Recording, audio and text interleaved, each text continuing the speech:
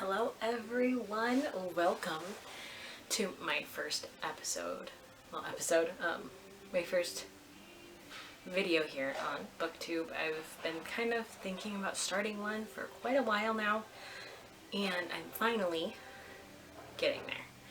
So today we're going to start with the BookTuber tag. It's kind of a weird word for me to say. Kind of background knowledge. I had a YouTube channel years ago. It was primarily focused towards K-pop. We watched a lot of K-pop videos, reacted to them, and it was kind of our thing. It was me and a group of friends, and we got decently popular. It wasn't like huge, but we were recognized at least once or twice at a convention, which was kind of cool. So I say a lot. I apologize. I'm working on this. So let's see how many times I cannot say it.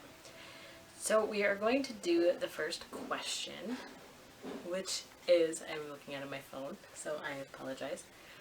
The first question is, why did you start this channel? Well, I've been meaning to for a while. I kind of covered that at the beginning because I have my Instagram and I have a blog, and I was like, why not add something new to the mix and do a YouTube channel, which is a platform I'm familiar with, and figured that might be a good way to branch out even further into the book community.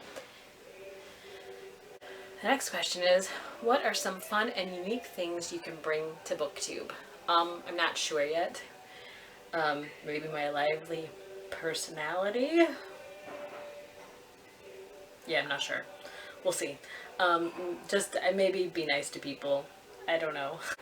But maybe even bringing light to some less popular book series, because I have a tendency to gravitate towards ones that aren't super popular and they're really underappreciated. So that'll be my next video actually. So next question is, what are you most excited for about this new channel?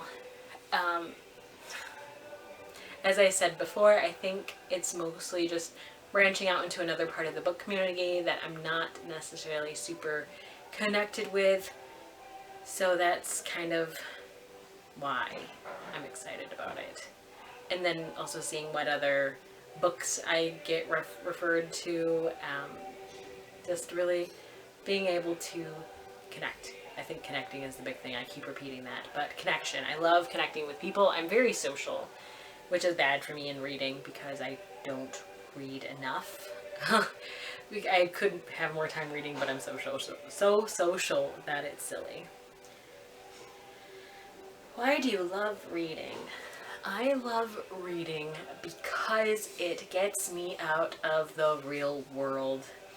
I don't read contemporary books very often because I don't like that they're set in the real world. I like my fantasy novels. I'm not a huge dystopian fan, especially ones that are set in like a post-apocalyptic world like ours. I like escaping. I like ACOTAR. I love Throne of Glass. I love Bear and the Nightingale.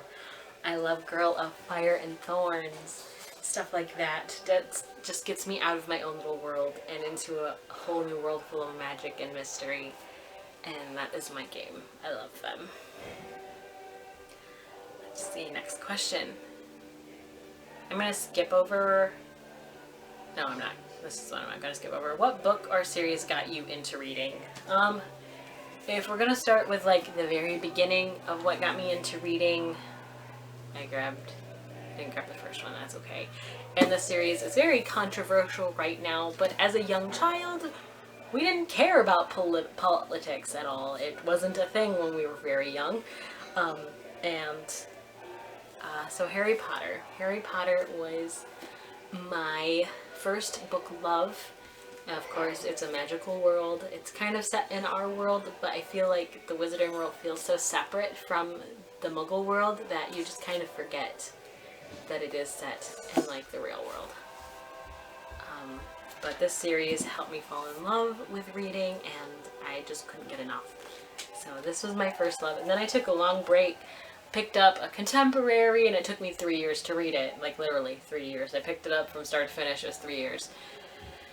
It took me restarting the book to binge read it, to finish it, and that was that was The Fault in Our Stars by John Green, and then I took another short break from reading. Then I binge read The Hunger Games, which I enjoyed The Hunger Games. There's a few exceptions to my rule.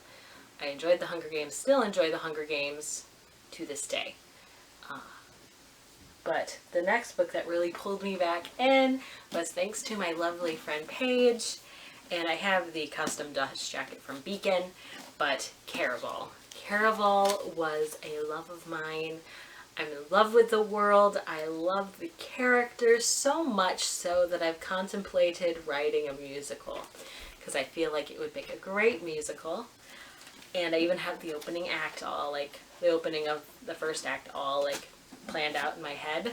So, like, I'm gonna go into this because I can. But it opens with the cast doing a welcome, welcome to Caraval kind of song. And then we have Legend come down, break the fourth barrier. And he stands in the middle of the auditorium and he goes, he has his head down so you can't see who it is. And he goes, remember, it's only a game. And then he turns around and walks back out. And then opening scene is Donatella and Scarlet. Actually, I haven't completely confirmed this, but I almost want to do, like, the letters that she writes, like, dark. I don't know. I want to put the letters in the beginning somewhere, so that's kind of my plan for that if it ever happens and comes to fruition.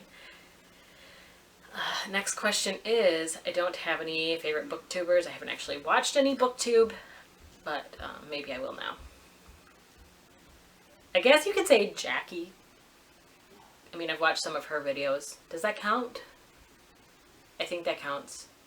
She's the only booktuber I've watched, and she's also in a bookstagram or two, and kind of a friend of mine, so yeah.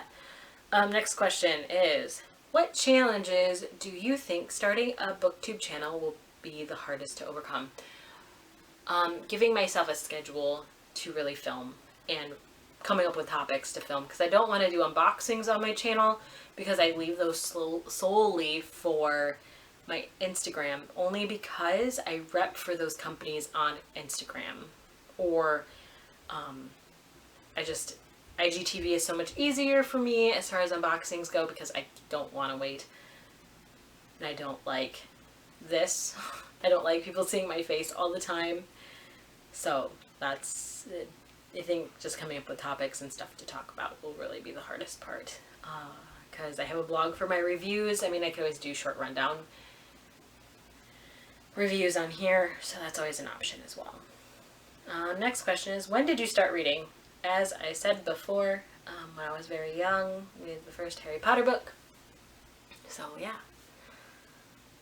The next question is, where do you read? I read everywhere. I read in my bed, I read on the sofa, I read in the car. Actually, I listen to books in the car. Audiobooks are my best friend because I have a 20-minute commute to work and 20 minutes back, so I can get through at 2 times speed about an hour and a half of book, and so it works out really nice for me. Last question, what kind of books do you like to read? I already touched on this again.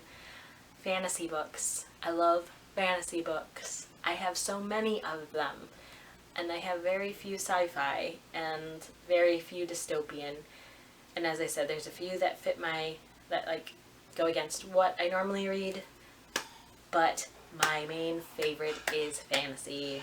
I love my fantasy books, and I'm really starting to branch out into the adult fantasy world, where I'm reading folk fantasy, some darker retellings of fantasy stories, actually the more true to the story retellings, like The Child Thief by Bram. I'm loving Nevernight right now by Jay Kristoff, and Jay Kristoff's a wonderful human being. Actually, he's a marvelous human being.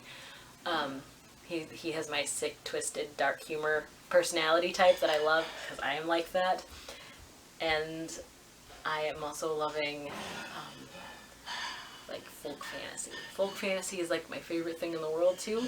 So Bear the Nightingale, Uprooted, Spinning Silver. I need more books like that. So if you guys know any great book suggestions that fit within those parameters of books, go ahead and shoot them into the comments, and welcome to my channel. I'm so happy you're here. Bye guys.